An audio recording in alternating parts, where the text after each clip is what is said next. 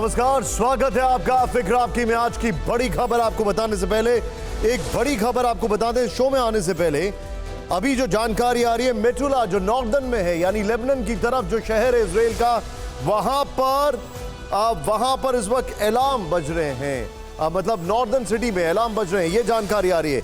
चिंताजनक बात यह है 24 घंटे में 352 लोगों की मौत हो चुकी है। गाजा में सिर्फ 4 अस्पताल हैं जो कि काम कर रहे हैं। हालात चिंताजनक हैं। इस बीच डेल्टा फोर्स अंदर घुसने वाली है। लेबनान के विदेश मंत्री की बड़ी धमकी। ब्रेक करिए इस वक्त की बड़ी खबर। गाजा में जो होगा वो इलाके के हालात तय करेगा। लेबनानी विदेश मंत्री ने कहा, हम युद्ध नहीं चाहते लेकिन चीजें कैसी होंगी नहीं पता। एक और बड़ी खबर, लेबनान इजराइल के बीच युद्ध की आशंका बढ़ी।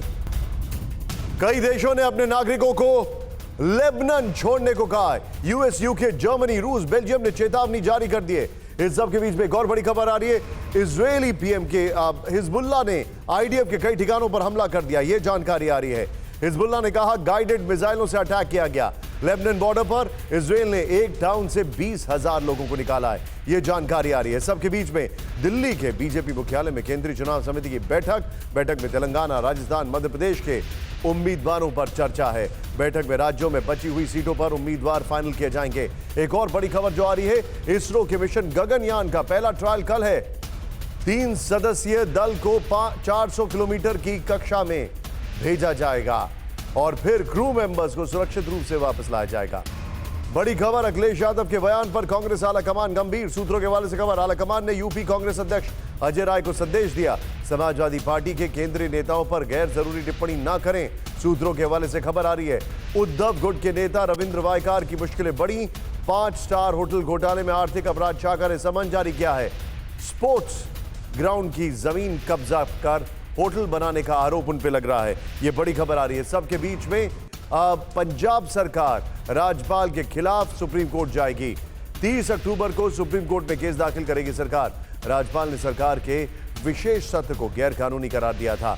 9वीं बड़ी खबर, पूर्व प्रधानमंत्री नवाज शरीफ 4 साल बाद कल पाकिस्तान लौटेंगे। पाकिस्तान लौटने से पहले दुबई में कुछ लोगों से मिले नवाज शरीफ। कोर्ट ने नवाज शरीफ को 24 अक्टूबर तक गिरफ्तारी से राहत दे दी है। इन सभी खबरों के बीच में ब्रेकिंग न्यूज के साथ अब आपको जो खबर बताने वाले वो ये है, लेबनान सीधे आ चुका है इस युद्ध में। सीधे लेबनान की एंट्री हो चुकी है, लेकिन कुछ और भी हुआ। इजराइल हमास जंग में अमेरिका भी उतरा है। रेड सी, लाल सागर से युद्धपोत एक्शन से अरब देश क्यों टेंशन में है, ये दिखाएंगे अब आपको। युद्ध के मासूमों के शवों पर हथियारों के सौदागरों की डील चल निकली। गाजा युद्ध में अमेरिका का ये अदृश्यम जरूर देखेंगे। फिर तीसरी खबर, ईरान ने पहले धमकी भरे बयान दिए, अब घातक हथियारों की नुमाइश की।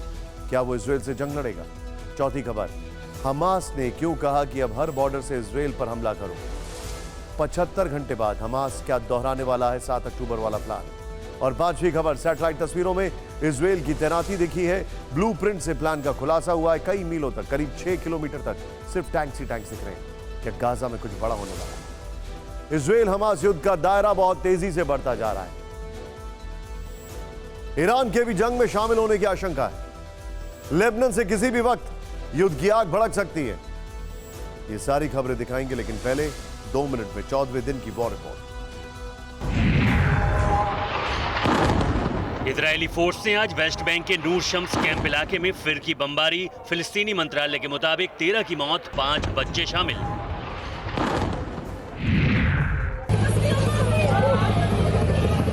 इजरायल की एयर स्ट्राइक के बाद गाजा में कई इमारतों को नुकसान, मलबे के ढेर में तब्दील हुई रिहायशी इमारतें।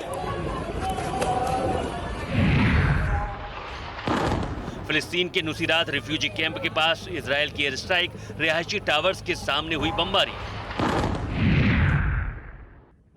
लेबनान की ओर से इजरायल बॉर्डर पर माउंट डोव की तरफ मोर्टार से हमला, मिलिट्री पोजीशन को बनाया गया निशाना। हिजबुल्लाह का दावा, आईडीएफ की कई पोस्ट पर एंटी टैंक गाइडेड मिसाइल से हमला किया। आईडीएफ ने भी बमबारी कर अटैक का जवाब दिया। beside Hamas. इजरायली सेना ने हमास के हथियारों का बड़ा जखीरा पकड़ा। हथियारों में RPG, hand grenade, IED, AK-47 और मैग्नेटिक एंटी टैंक माइंस शामिल। लेकिन सबसे चौंकाने वाली TV9 भारतवर्ष के कैमरे में कैद हुआ हमास के हथियारों का जखीरा। IDF स्पेशल फोर्सेस के मेजर ने कहा कुछ हथियार ईरान और नॉर्थ कोरिया के हैं। रॉकेट बता रहे हैं कि गाजा बॉर्डर पर इजरायली सिक्योरिटी फोर्स ने बढ़ाई पेट्रोलिंग। सीमा के पास टैंक और आर्मर्ड व्हीकल की बड़ी तैनाती दिखी। टास एजेंसी ने इजरायल में रूसी राजदूत के हवाले से कहा मॉस्को बंधकों को रिहा कराने के लिए हमास के साथ बातचीत कर रहा है। मिडिल ईस्ट में बड़े युद्ध का खतरा बढ़ा। रूसी विदेश मंत्रालय ने अपने नागरिकों को इजरायल, लेबनान, जॉर्डन और फिलिस्तीन की यात्रा न करने की सलाह दी है। शुक्रवार के दिन कई देशों में फिलिस्तीनियों के समर्थन में प्रदर्शन। यमन में हजारों की तादाद में लोग इजरायल हमले के खिलाफ सड़कों पर उतरे।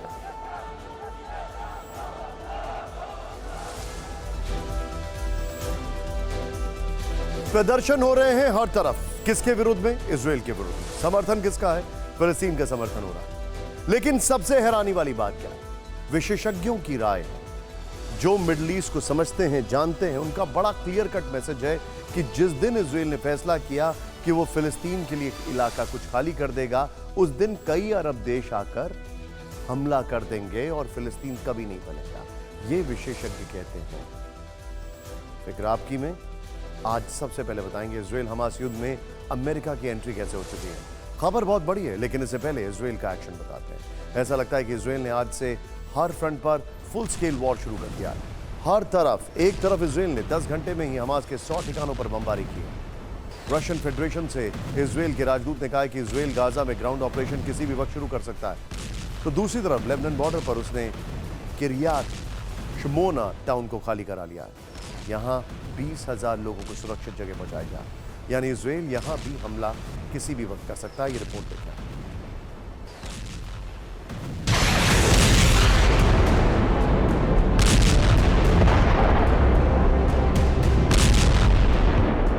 इजराइल हमास के संपूर्ण सफाई अभियान में जुट गया है।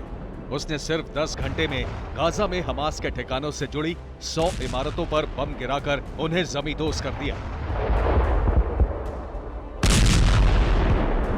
अहम यह है कि इस बार इजराइल के निशाने पर बंकर भी आए। कहा जाता है कि हमास ऐसे 2500 बंकर का इस्तेमाल साजिश रचने, छिपने और बचने के लिए करता है। इजराइल ने अब इन्हें भी टारगेट करना शुरू कर दिया है। बड़ी बात यह है कि इजराइल बाइडेन का साथ मिलने और उनके तेल अवीव से लौटने के बाद से फुल एक्शन में है। वो खुलकर हमास को निशाना बना रहा है।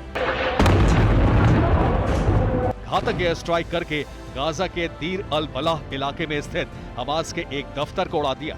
इसके अलावा इजरायली हमले में दुनिया की तीसरी सबसे पुरानी सेंट पोरफिरियस चर्च भी तबाह हो गई। IDF हमले में हमास नेवी का अमजद ओदेह भी मारा गया। उसे 7 अक्टूबर के नरसंहार का एक मास्टरमाइंड बताया जा रहा है। इसके अलावा नेवल कमांडर मब्दू अल शलाबी और हमास के खूंखार लड़ाके खालिद सबाह को भी मार गिराया। अब ये तस्वीर भी देखिए। इजराइल के ताजा हमले में ग्रेट ओमारी मस्जिद भी निशाने पर आई। हवाई हमले में इसके निशान भी मिटा दिए। इजराइल के हवाई हमले बढ़ चुके हैं और ऐसा क्यों है, ये 3 तस्वीरें देखिए। पीएम नेतन्याहू गाजा बॉर्डर पर IDF की गोलानी ब्रिगेड की 51वीं बटालियन के सैनिकों से मिलने पहुंचे, हौसला बढ़ाया। उससे पहले रक्षा मंत्री ने भी सैनिकों से मिलकर ग्राउंड ऑपरेशन के लिए तैयार रहने को कहा था। और आज गाजा के अंदर ग्राउंड ऑपरेशन के प्लान को फाइनल अंजाम तक पहुंचाने के लिए IDF की दक्षिणी कमान के हेड भी बॉर्डर पहुंचे थे। रशियन फेडरेशन से इजराइल के राजदूत साफ कर चुके हैं कि जमीनी हमले की तैयारी पूरी है और ऑपरेशन किसी भी वक्त शुरू हो सकता है। और ऐसे में जानकार मान रहे हैं कि ये ताबड़तोड़ हवाई हमला उन सैनिकों और टैंक फोर्स का रास्ता क्लियर करने के लिए है। इस सब के बीच में बड़ी खबर आ रही है इजरायल हमास युद्ध से जुड़ी हुई। ग्राउंड ऑपरेशन में अमेरिका की स्पेशल डेल्टा फोर्स भी शामिल। हमारे सहयोगी मनीष झा ने बहुत बड़ी खबर दी है। बंधकों की रिहाई के लिए इजरायल में मौजूद है डेल्टा फोर्स। इनके चेहरे कभी नहीं दिखाते, क्योंकि एकदम सीक्रेटली ऑपरेट करते हैं। तेल अवीव में बाइडेन ने डेल्टा फोर्स के कमांडो से मुलाकात की थी। बंधकों की रिहाई को लेकर व्हाइट हाउस की बड़ी गलती सामने आई है। बंधकों को छुड़ाने आए डेल्टा फोर्स के कमांडो की फोटो सार्वजनिक की, जो कि कभी नहीं होती है। वही फोटो दिखाइए जरा। डेल्टा फोर्स के कमांडो के चेहरे कभी नहीं दिखाए जाते, इसीलिए हमने इनके चेहरे कवर कर दिए। लेकिन व्हाइट हाउस से यह पहली बार सबसे बड़ी गलती हुई है। डेल्टा फोर्स के कभी चेहरे नहीं दिखाए जाते। इस सब के बीच में एक और बड़ी खबर आ रही है। हमास के कब्जे से बंधकों की रिहाई में नया मोड़। इजराइल के लिए रिहाई के लिए रूस से मदद मांगी गई। मनीष झा हमारे सहयोगी की खबर है। बंधकों की रिहाई के लिए रूस हमास से कर रहा है बातचीत। हमास के कब्जे में इस वक्त करीब 203 बंधक हैं। तो एक तरफ बंधकों को छुड़ाने के लिए प्रयास चल रहे हैं और दूसरी ओर इजराइल के रक्षा मंत्री ने इसी बीच कहा है कि गाजा में घुसकर हमास का सफाया कर देंगे। इसके लिए बड़ी तैनाती की गई है। इसकी सैटेलाइट तस्वीरें सामने आई हैं। TV9 के पास गाजा पर जल थल नभ से अटैक का ब्लूप्रिंट भी है। लेकिन उससे पहले बड़ी खबर यह है कि इस जंग में अमेरिका की एंट्री हो चुकी है। अमेरिका की नेवी इजराइल के दुश्मनों के हथियारों से जवाब दे रही है। इजराइल पर इस बार हमला यमन के हूती विद्रोहियों ने किया था, लेकिन लाल सागर यानी रेड सी में तैनात अमेरिकन नेवी के जंगी बेड़े ने, उनका डिस्ट्रॉयर था वहां पर, उसने हमले को नाकाम कर दिया।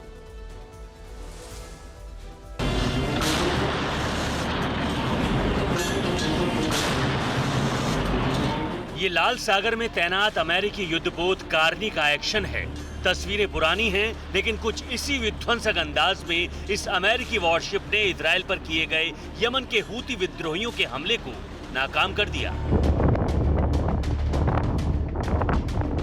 इजराइल पर हूती विद्रोहियों के हमले का अंदेशा अमेरिका को पहले से ही था। इसी वजह से 18 अक्टूबर को यूएसएस कार्नी को लाल सागर भेजा गया था। यूएसएस कार्नी की पोजीशन इन दिनों इजिप्ट सऊदी अरब के बीच है।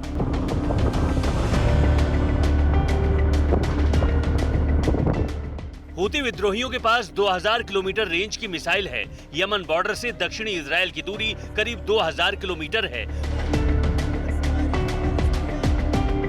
हूती विद्रोहियों ने इजराइल पर 3 मिसाइल और कई ड्रोन अटैक किए, जिसे अमेरिकी युद्धपोत कार्नी ने तेल अवीव पहुंचने से पहले ही तबाह कर दिया। पेंटागन ने इसके बाद बयान जारी किया और कहा कि ऐसे हमले अभी और भी जारी रह सकते हैं।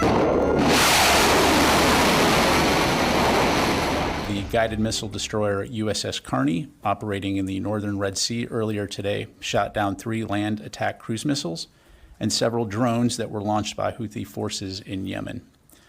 This action was a demonstration of the integrated air and missile defense architecture that we have built in the Middle East and that we are prepared to utilize whenever necessary to protect our partners and our interests in this important region. Israel के लिए ये बहुत बड़ा खतरा है, क्योंकि उसके लिए हमास और हिजबुल्लाह के साथ साथ एक और फ्रंट हूती विद्रोहियों ने भी खोल दिया है और उन्हें भी ईरान का समर्थन हासिल है।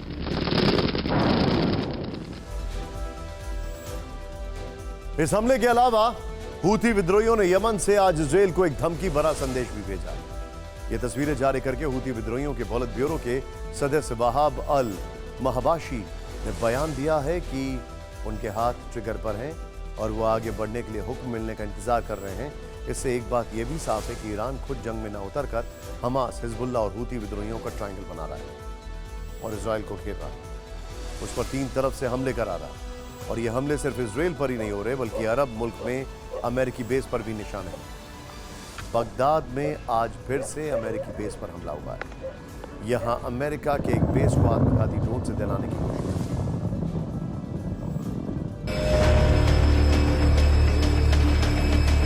Mr. Prime Minister, thank you very much. Biden ने जब से तेल अवीव पहुंचकर हमास के खिलाफ आईडीएफ की सैन्य कार्रवाई का समर्थन किया है, तब से अरब देशों में अमेरिका के कई बेस अलग अलग संगठनों के निशाने पर हैं। 19 अक्टूबर को इराक के एक अमेरिकी सैन्य बेस पर हमला हुआ। बगदाद एयरपोर्ट के नजदीक विक्ट्री बेस कैंप पर अटैक किया गया। अमेरिका का सीरैम एयर डिफेंस सिस्टम तुरंत एक्टिव हुआ। उसने 2 रॉकेट मार गिराए। इससे पहले की बात करें तो इराक में अल असद एयरबेस भी निशाने पर आया था, जिस पर हमले की जिम्मेदारी हमास ने ली। इराक के अलावा सीरिया में भी यूएस के 2 सैन्य ठिकानों पर रॉकेट दागे गए। सीरिया के डेर एज जोर में कोनिको एयरबेस पर अटैक किया गया। गैस पाइपलाइन को निशाना बनाया गया। धमाके के बाद बड़े इलाके में आग फैल गई। इन हमलों की जिम्मेदारी इस्लामिक रेजिस्टेंस इराक ने ली।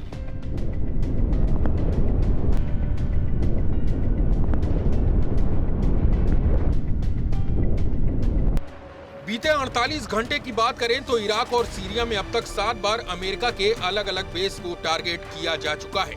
इसके वीडियो भी ईरान समर्थित गुट जारी कर रहे हैं। ये सीधे तौर पर अमेरिका को चुनौती है और पेंटागन ने कहा है कि सही समय आने पर इन हमलों का जवाब दिया जाएगा।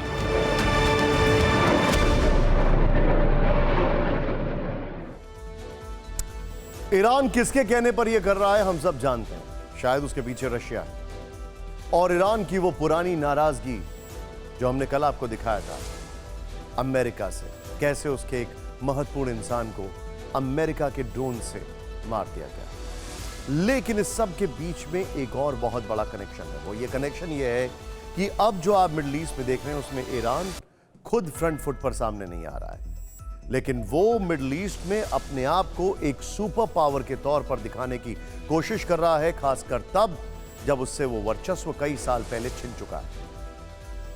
अब वो खबर जो इजराइल और हमास युद्ध में अमेरिका के अदृश्य खेल से पर्दा उठाने वाली है। क्या इजराइल हमास जंग के पीछे अमेरिका का वेपन मार्केट या मिलिट्री इंडस्ट्रियल कॉम्प्लेक्स जिसे कहते हैं वो है? क्या अपने अपने हथियार बेचने के लिए दुनिया में एक और युद्ध की ज्वाला भड़काई जा रही है? क्या सिर्फ हथियारों की डील के लिए गाजा में अब तक 4000 से ज्यादा बेगुनाहों का खून बह चुका है? 18 अक्टूबर को युद्ध के बीच अमेरिकी राष्ट्रपति जो बाइडेन ने इजराइल का दौरा किया। बाइडेन ने अपने दौरे पर इजराइल की हर संभव मदद का ऐलान कर दिया। अगले दिन 19 अक्टूबर को अमेरिका का कार्गो विमान सैन्य मदद लेकर तेल अवीव पहुंचा। प्लेन में बख्तरबंद वाहन समेत कई तरह के सैन्य मदद थी। आज एक और कार्गो विमान सैन्य मदद लेकर इजराइल पहुंचा। इसके अलावा बाइडेन ने इजराइल के साथ यूक्रेन की मदद के लिए करीब $100 अरब का बड़ा प्लान बनाया। यहीं से दुनिया में हथियारों के खेल की नई प्रतिस्पर्धा का आगाज हो गया। यह रिपोर्ट में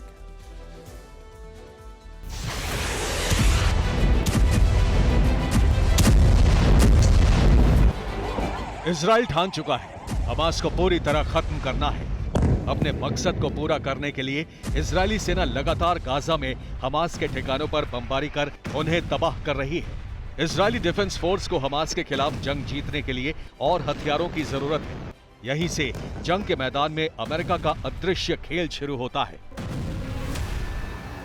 बाइडेन इजरायल का दौरा करते हैं, तेल अवीव को हर तरह से ताकतवर बनाने का वादा करते हैं। अगले ही दिन अमेरिका का C-17 विमान सैन्य मदद लेकर लैंड करता है। विमान में बख्तरबंद वाहनों समेत कई प्रकार की युद्ध सामग्री होती है।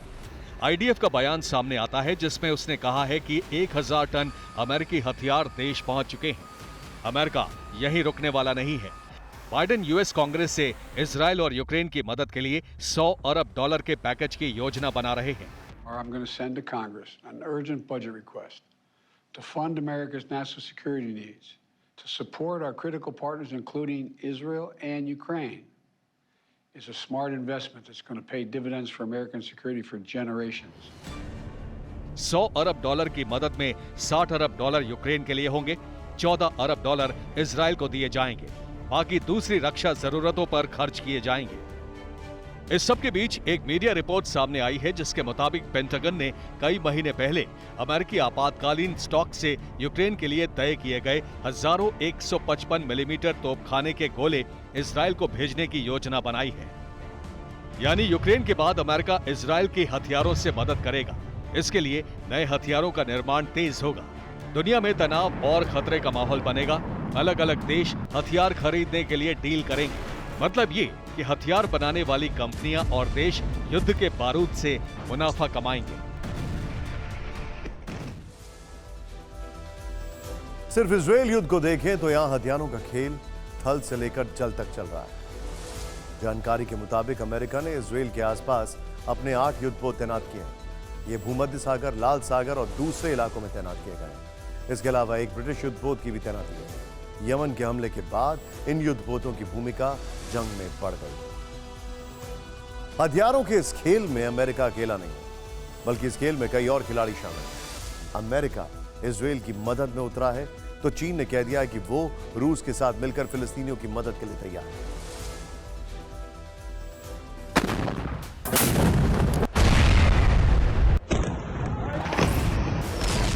इजराइल हमास युद्ध महाशक्तियों के टकराव का मैदान बन गया है। इस मैदान में कई देशों के हथियार आपस में टकरा सकते हैं। इजराइल अमेरिकी हथियारों से हमास पर हमले करेगा तो हमास को रूस चीन के हथियार पलटवार के लिए मिल सकते हैं। बाइडेन भी ये बात जानते हैं, इसलिए उन्होंने जब 19 अक्टूबर को अपने संबोधन में इजराइल की मदद का ऐलान किया तो लगे हाथ हमास और पुतिन को एक जैसा बता दिया। Hamas and Putin represent different threats, but they share this in common. They both want to completely annihilate a neighboring democracy, completely annihilate it. Putin की हमास से तुलना करने पर क्रेमलिन ने कड़ा रुख अपनाया है। क्रेमलिन ने कहा है कि इस तरह की बयानबाजी बिल्कुल अस्वीकार्य है। इसके बीच चीन ने ऐलान कर दिया है कि वो रूस के साथ मिलकर फिलिस्तीनियों की मदद को तैयार है। तो क्या ये मदद हथियारों के तौर पर होगी? इस आशंका को खारिज नहीं किया जा सकता। इससे पहले उत्तर कोरिया पर भी आरोप लग रहे हैं कि हमास के लड़ाके उसके हथियारों का इस्तेमाल कर रहे हैं। युद्ध में जितने ज्यादा देश उतरेंगे, जंग उतनी भड़केगी। अंजाम साफ है, जितने देश उतने हथियार और उतना बाजार।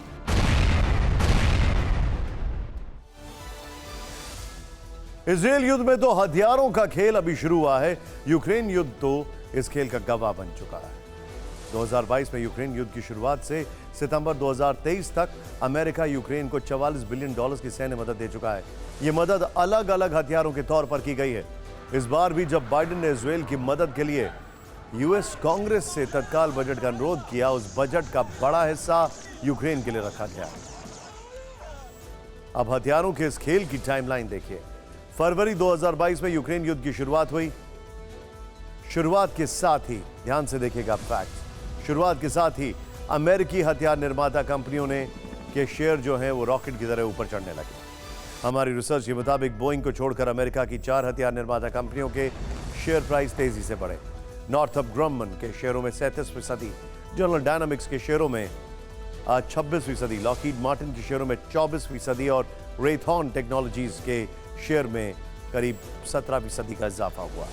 इन कंपनियों के मार्केट वैल्यू में भी अभूतपूर्व बढ़ोतरी हुई है। इस सब के बीच एक और आंकड़ा जो आपको हैरान कर देगा। Stockholm International Peace Research Institute यानी सीप्री की रिपोर्ट के मुताबिक पिछले साल दुनिया भर में सैन्य खर्च हथियारों, कर्मियों और अन्य लागतों पर लगाकर करीब 183 लाख करोड़ रुपए तक पहुंच गया है, जो शीत युद्ध खत्म होने के बाद सबसे ऊपर है। पिछले साल दुनिया में बिके हथियारों में 45% हिस्सा अमेरिका का था। यह किसी और देश की तुलना में 5 गुना ज्यादा था। अगले साल हथियारों की खरीद में 23% का और इजाफा होने का अनुमान। इंटरेस्टिंग बात क्या है, बड़े ध्यान से देखिएगा ये फैक्ट। हथियार लोग अमेरिका से खरीद रहे हैं और ब्लैक मार्केट में तेल रूस से। युद्ध कौन लड़ रहा है? रूस और यूक्रेन का सामने रखकर अमेरिका। फायदा किसका हो रहा है? रूस और अमेरिका का। 2022 में युद्ध के बाद ऐसे हालात बने कि यूक्रेन दुनिया में हथियार आयात करने वाला 3रे नंबर का देश बन गया। सोचिए जरा, सोचिए। उधर अमेरिका की हालत आज यह है कि उसके पास अब दूसरे देशों को सप्लाई करने के लिए हथियार नहीं बचे। अमेरिका से हथियारों की सप्लाई में देरी हो रही है। एशिया से अमेरिकी सहयोगियों से अरबों डॉलर के ऑर्डर पेंडिंग हैं। कई यूरोपीय देश रूस और चीन से पैदा हो रहे खतरे के मद्देनजर अमेरिका से हथियार खरीद रहे हैं। हथियारों की मांग इतनी ज्यादा है कि अमेरिकी वेपन इंडस्ट्री इसे पूरा करने में असमर्थ साबित हो रही है और पेंटागन की बकायदा इसको लेकर कई बार अपनी डिफेंस कंपनी से मीटिंग हो चुकी है। ताइवान के कई सारे ऑर्डर्स पेंडिंग हैं। क्या होगा? बहरहाल बैलेंस शीट मजबूत हो रही है इन हथियारों की कंपनियों की, क्योंकि ऑर्डर्स तो मिल रहे हैं। हथियारों की होड़ मिडिल ईस्ट में भी। मुस्लिम देशों का लीडर बनने की कोशिश में लगा ईरान लगातार हथियार का जखीरा बढ़ा रहा है। उसको चुनौती एक मुल्क दे रहा है, वो है टर्की। ईरान से जिस तरह के बयान और तस्वीरें आ रही हैं, वो विध्वंस का खतरनाक संकेत दे रही है। ईरान से 3 ऐसे वीडियो आए हैं जो बता रहे हैं कि ईरान बड़े युद्ध की तैयारी में लगा है। ऐसी रिपोर्ट्स हैं कि ईरान अपने गुप्त मिलिट्री ठिकानों में बड़ी संख्या में मिसाइलें और ड्रोन इकट्ठा कर रहा है। सुन के आपको हैरानी होगी, रिवर्स इंजीनियरिंग के लिए रशिया ने कई अमेरिकन वेपन्स को ईरान भेजा है। वो अमेरिकन वेपन्स जो यूक्रेन युद्ध में रशिया ने पकड़े हैं, ऐसी रिपोर्ट्स हैं, हम वेरीफाई नहीं करते। लेकिन सबसे बड़ी खबर यह है कि ईरान ने बैलिस्टिक मिसाइलों की तैनाती शुरू कर दी है। ईरान की सड़कों पर बैलिस्टिक मिसाइल लॉन्चर के दस्ते किसी ठिकाने की तरफ जाते दिखाई दिए। एक रिपोर्ट देखिए।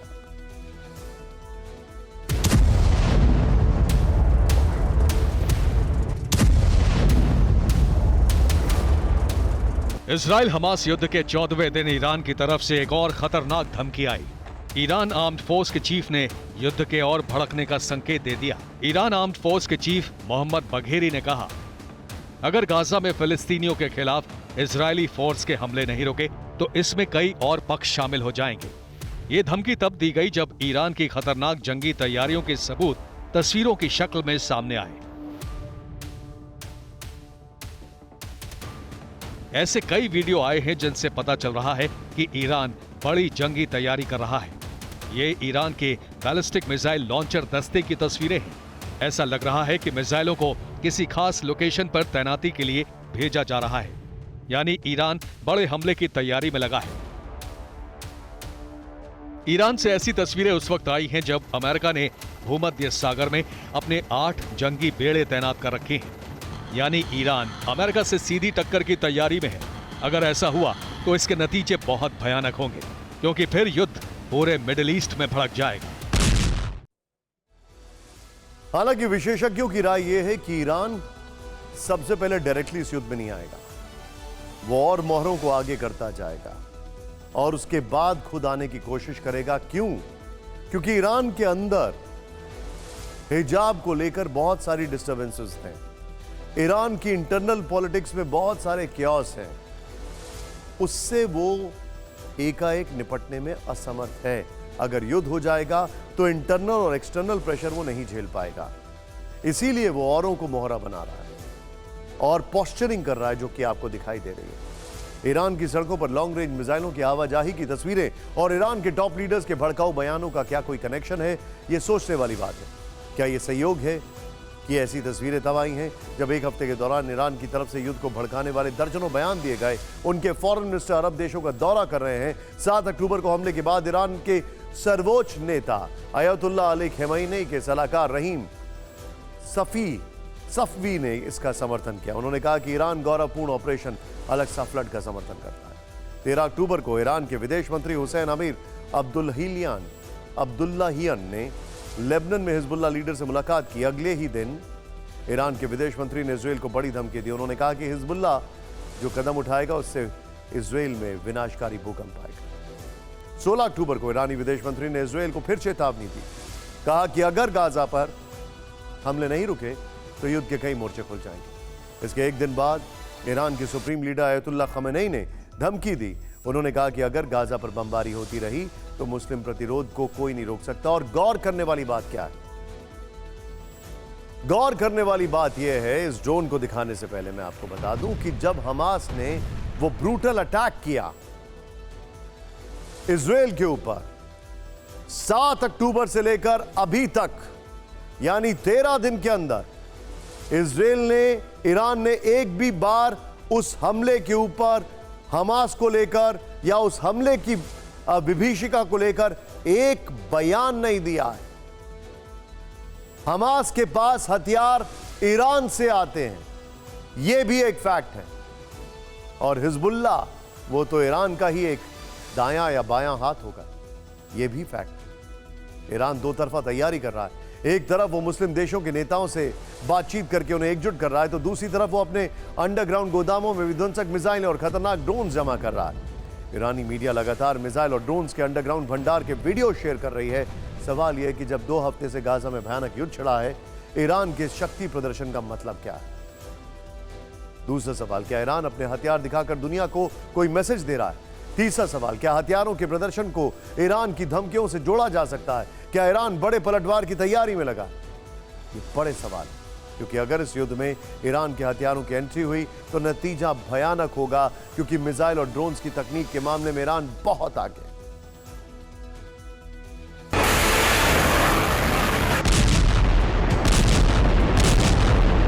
ये ईरान की मिसाइल पावर है। गाजा पर इजरायल की बमबारी के बीच ईरान से आई ये तस्वीरें युद्ध के और विध्वंसक होने का संकेत दे रही हैं। ईरान अपने अंडरग्राउंड बेस में बड़ी संख्या में मिसाइलें और ड्रोन्स जमा कर रहा है। मिडिल ईस्ट में संग्राम के बीच इसका मकसद क्या है, ये समझना मुश्किल नहीं है। ईरान के पास खतरनाक मिसाइलों की लंबी रेंज है। ईरानी मीडिया का दावा है कि उसके जखीरे में 2000 किलोमीटर तक मार करने वाली मिसाइलें भी हैं।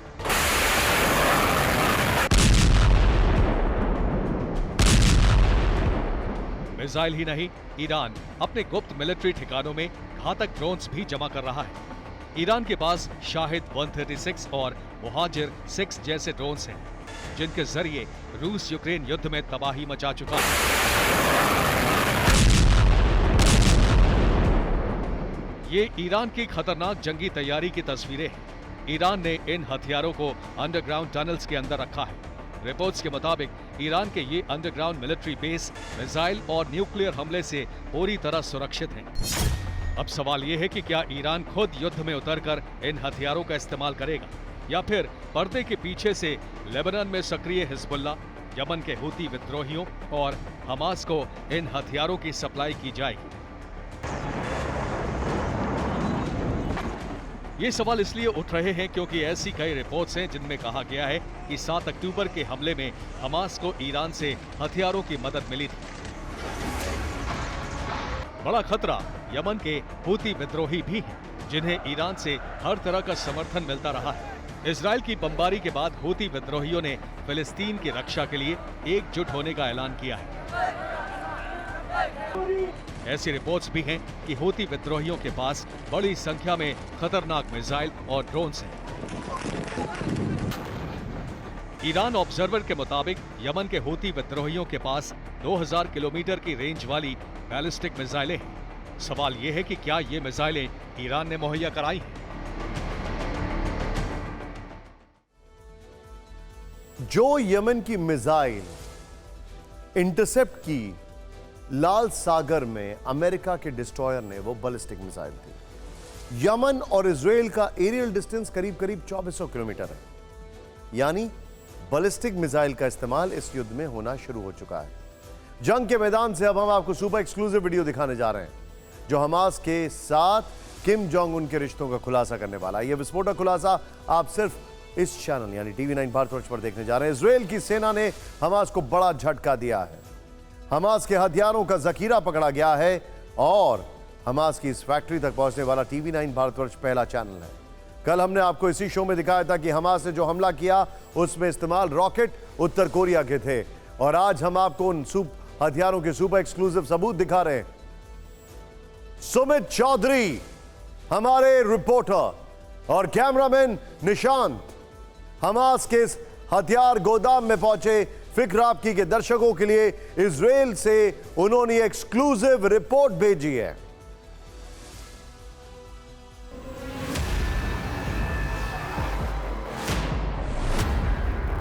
हमास के इन हथियारों को देखकर इजराइल की सेना के भी होश उड़ गए। TV9 भारतवर्ष की टीम भी यहां पहुंची। हमास के हथियारों का ये वो जखीरा है जिसे इजराइल की फौज ने पकड़ा। इनमें 1000 ग्रेनेड, 1000 से ज्यादा RPG रॉकेट, अलग अलग आकार के 500 IED, 200 माइंस, 2000 हथियार जिनमें ज्यादातर AK-47 हैं। इनके अलावा 500 अलग अलग तरह के विस्फोटक हैं, मैग्नेटिक एंटी टैंक माइंस हैं। हम इस समय मौजूद हैं उस जगह पे जो आर्म्स एंड एम्युनिशन डिपो है, और ये इजराइल का वो एरिया है जो बहुत ज़्यादा संवेदनशील है, क्योंकि इसी एरिया में ना सिर्फ इजराइल ने अपने सैनिकों के आर्म्स एंड एम्युनिशन बल्कि वो भी आर्म्स एंड एम्युनिशन रखे हैं जो हमास से पाए गए। अगर आप ये जखीरा देख रहे हो, ये सिर्फ बताया जा रहा है कि 1% है हमास के पकड़े हुए चीज़ों का। और लेकिन सबसे चौंकाने वाली बात ये कि अगर आप इधर देखिए, मेरे कैमरा पर्सन आपको दिखाएं, तो ये है ईरान से मिले हुए वेपन्स, और ये कुछ आप ग्रेनेड्स या फिर रॉकेट बता रहे हैं कि ये ग्रेनेड्स हैं, हैंड ग्रेनेड्स हैं, जिनका इस्तेमाल हमास ने किया है। देखिए अगर ये मोटार्स हैं, और ख़ास बात ये कि ये सारे वेपन जो है वो ईरान की तरफ से। लेकिन अगर आप पीछे और जाएंगे तो आपको नज़र आएगा कि ग्रे में अगर निशान आपको दिखा रहे हो वो वेपन्स हैं नॉर्थ कोरिया के। हमास ने इनमें से ज्यादातर हथियार गाजा पट्टी में मौजूद अपनी फैक्ट्री में बनाए, जबकि बाकी के हथियार बाहरी देशों से सप्लाई किए गए, जिनमें नॉर्थ कोरिया भी शामिल है। ग्रे रंग का ग्रेनेड उत्तर कोरिया के होने का दावा किया जा रहा है। इसके अलावा ईरान के भी हथियार हैं। इस बात की पुष्टि इजरायली सेना के मेजर ने TV9 से एक्सक्लूसिव बातचीत में की। Most of the weapons that we see right now is homemade by Hamas inside the Gaza Strip. They have explosive factories. About 80% of the things that you see here is made by Hamas. The rest of the 20% weapons was brought by North Korea over there, the gray ones. Can you show us the North Korean weapons? Yeah, the gray RPG over there with the red strip is North Korea RPG F7. हथियार ही नहीं, Hamas अपने साथ पूरा operation theatre लेकर चल रहा था, ताकि अगर कोई घायल हो जाए तो उसे इलाज की दिक्कत ना हो।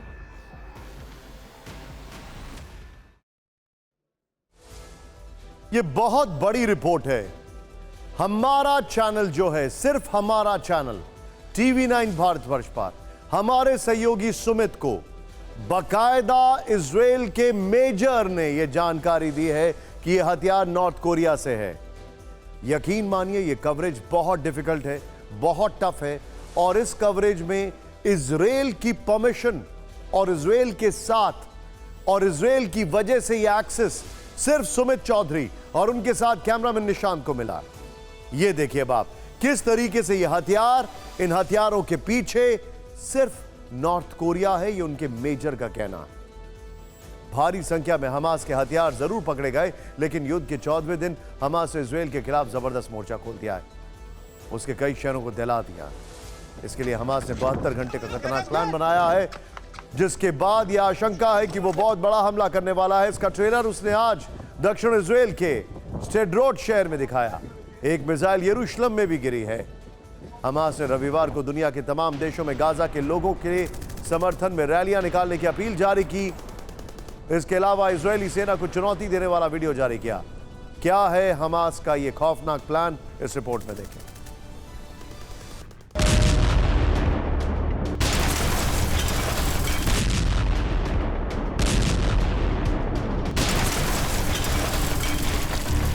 हमास ने भीषण हमला कर इजराइल के शहरों को दहला दिया। स्टेरोट में रॉकेट दागे गए, जिसके बाद लोग इधर उधर भागते दिखे। जिस वक्त अटैक हुआ तब वहां कई पत्रकार भी थे।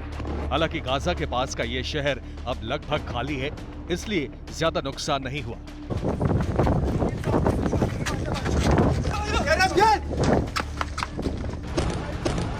उत्तरी इजराइल पर हमास ने 30 रॉकेट गिराए। अल कसाम ब्रिगेड ने खान यूनिस में एंटी टैंक मिसाइल के जरिए इजराइल के टैंक को टारगेट किया। सेंट्रल इजराइल का एक बड़ा इलाका हमास के भीषण हमले से दहल उठा। बेयर शेवा में एक के बाद एक कई रॉकेट दागे गए। कई जगहों पर विस्फोट के बाद हवा में धुएं का गुबार उठता दिखा। इजराइल के तेल अवीव में भी रॉकेट अटैक हुआ, हालांकि वहां आयरन डोम ने इस हमले को नाकाम कर दिया। यही नहीं, इस जंग की आग वेस्ट बैंक में भी भड़क गई। हेब्रोन में IDF की गाड़ियों पर पत्थरबाजी की गई। हमास के लड़ाके इजरायली सेना से भिड़ गए।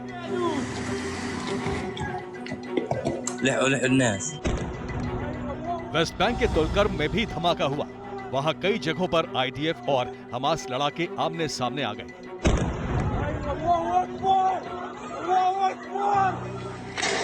हमास के तेवर से लग रहा है कि अगले कुछ घंटे इजराइल के लिए बड़ी चुनौती है। इजराइल के अंदर हिंसा भड़कने का खतरा है। यरूशलेम में भी काफी तनाव है। ऐसे में वेस्ट बैंक, रामल्ला और हेब्रोन समेत कई शहरों में अलर्ट जारी कर दिया गया है। अलर्ट वाले शहरों में आवाजाही रोक दी गई।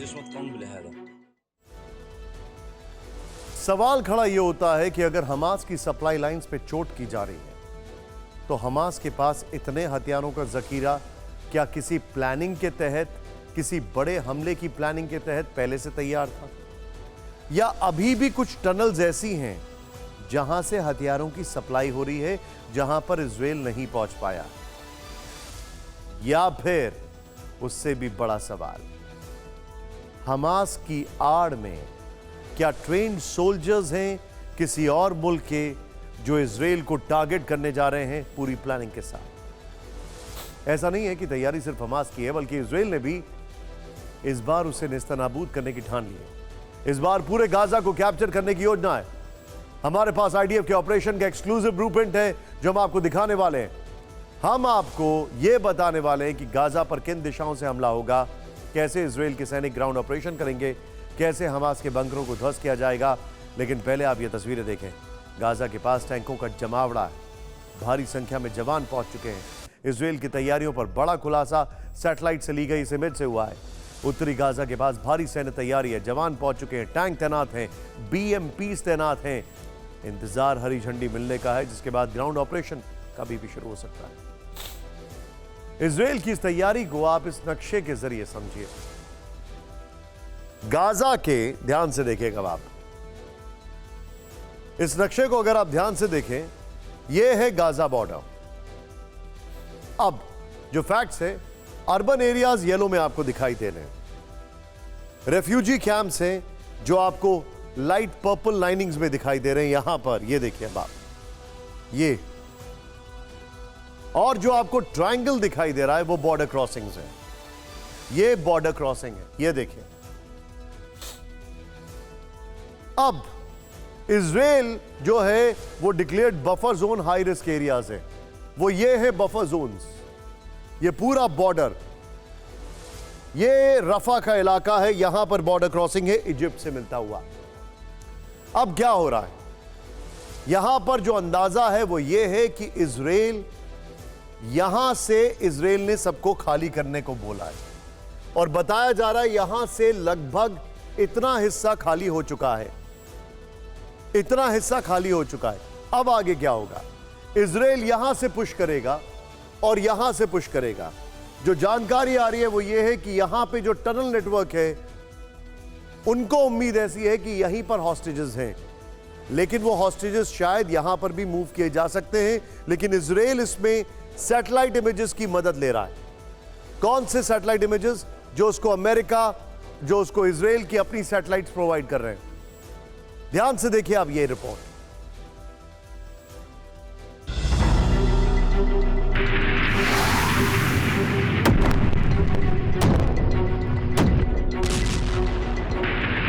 हमास को सबक सिखाने के लिए इजराइल उसको उसी के अंदाज में जवाब देने वाला है। 7 अक्टूबर को हमास ने इजराइल में जल, थल और नभ, 3 तरफ से खून बहाया। सूत्रों के हवाले से ऐसी खबरें हैं कि इजराइल का ऑपरेशन भी इन्हीं 3 रास्तों यानी जल, थल और नभ से होने वाला है। तो सवाल है कि इजराइल का प्लान क्या है? चलिए ये भी जान लेते हैं। कहा जा रहा है कि गाजा पर नेतन्याहू की फौज 3 तरफ से हमला बोलेगी। पश्चिम में भूमध्य सागर में उसका नेवी बेड़ा उतर चुका है, यानी कि समंदर की तरफ से नौसेना की टीम होगी। इसके अलावा गाजा के नॉर्थ इलाके में रेस क्रॉसिंग और दक्षिण की ओर से ग्राउंड ऑपरेशन के लिए सेना घुसेगी, जिसके लिए टैंक और बख्तरबंद गाड़ियों के साथ भारी संख्या में जवान मोर्चा संभाल चुके हैं। आर्मी और नेवी के साथ साथ इस ऑपरेशन में वायु सेना को भी शामिल किया जाएगा, जो आसमान से स्ट्राइक कर हमास के ठिकानों को ध्वस्त करेगी। फाइनल ऑपरेशन की शुरुआत से पहले बाकायदा इजराइल की सेना को तबाह हुए शहरी इलाकों में लड़ने की स्पेशल ट्रेनिंग दी गई है। सैन्य अधिकारियों को हेलीकॉप्टर से दौरा कराया गया है ताकि लोकेशन की पहचान में दिक्कत न हो। साइबर अटैक किया जाएगा ताकि हमास के सिस्टम को ध्वस्त किया जा सके और उनका किसी से संपर्क न हो पाए। सुरंगों पर हमले के लिए बंकर बस्टर बमों का इस्तेमाल किया जाएगा। इजराइल की तरफ से इतने हाई लेवल की तैयारी की गई है ताकि हमास को इस बार मिट्टी में मिला दिया जाए।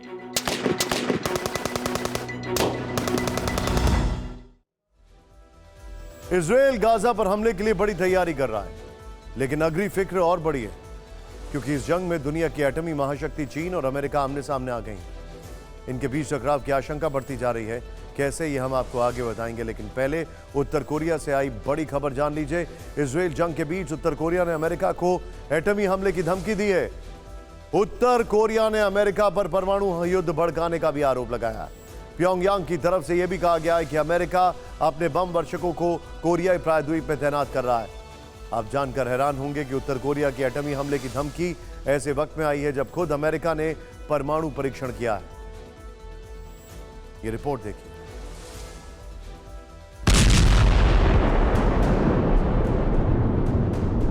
नेवाडा न्यूक्लियर साइट, ये अमेरिका का वो रेगिस्तानी इलाका है जहां सुपर पावर ने चंद घंटे पहले परमाणु परीक्षण किया।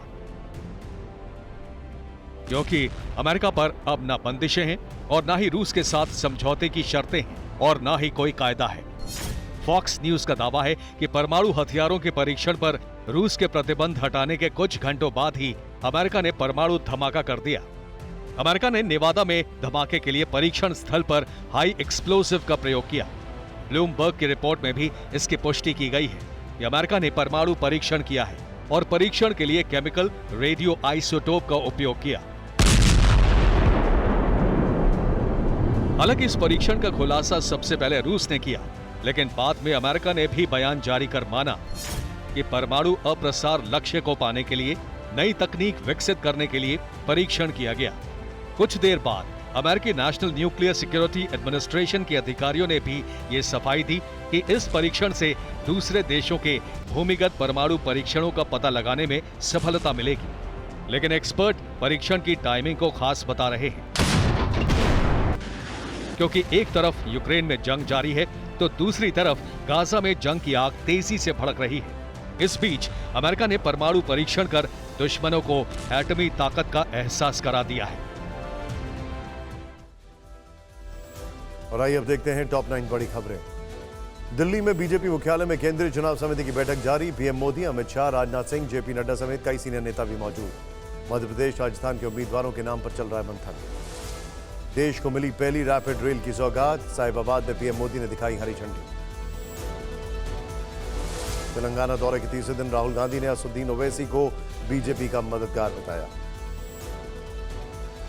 राजस्थान के दौसा में प्रियंका गांधी ने रैली को किया संबोधित। बोली, बीजेपी के नेता अपने अहंकार को बढ़ाने के लिए उद्योगपति मित्रों के लिए भी काम कर रहे हैं। दिल्ली हाईकोर्ट ने संजय सिंह की याचिका खारिज की। गिरफ्तारी और ईडी को दी गई रिमांड को भी चुनौती दी। बिहार में जेडीयू छोड़ने वाले लल्लन पासवान ने बीजेपी का दामन थामा। बीजेपी में शामिल कराने के लिए सम्राट चौधरी, सुशील मोदी, नंदकिशोर यादव, मंगल पांडे सहित कई नेता मौजूद रहे। मुंबई में नौसेना को guided missile destroyer INS Imphal मिला। ब्रह्मोस और बराक मिसाइल से लैस है आईएनएस इंफाल। भारत में बना शक्तिशाली वॉरशिप। 58 करोड़ के ग्रेमिंग फ्रॉड मामले में नागपुर में छापा। क्राइम ब्रांच को मिली सफलता। 70 लाख कैश, 2 किलो सोना बरामद। जम्मू कश्मीर की चिनाब घाटी में हादसा। किश्तवाड़ में 300 फीट नीचे खाई में गिरी कार, 3 लोगों की मौत।